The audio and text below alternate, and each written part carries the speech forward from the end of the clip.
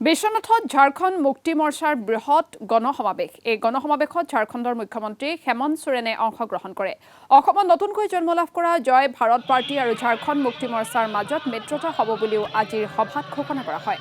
উল্লেখযোগ্য যে বিশ্বনাথৰ মেজিকা খেলপথাৰত ঝাৰখণ্ড মুক্তি মৰ্চা আৰু জয় ভাৰত পাৰ্টিয়ে একত্ৰিতভাৱে সভাখন আয়োজন কৰিছিল।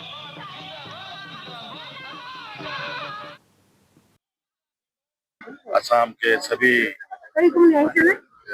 यहाँ जो स्थानीय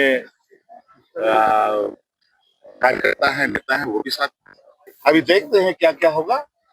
अभी हम लोग कई चीजों पर चर्चा करेंगे। टाइम ज्यादा नहीं है, कोई बात नहीं। राजनीतिक समय बिल्कुल अपने तरीके से चलता है और निर्णय भी अपने तरीके से आते हैं। ইয়াতে বিভিন্ন জাতি জনগোষ্ঠী বিভিন্ন ধৰ্মৰ নিৰ্বিশেষে ইয়াতে সকলোৱে উপস্থিত হৈছে আৰু আপোনালোকে জানে নতুনকৈ জন্ম লাভ কৰা জয় ভাৰত পাৰ্টি আৰু JMM এলায়েন্স হ'ব আৰু আজি এই এলায়েন্সটো আজি ঘোষণা হ'ব।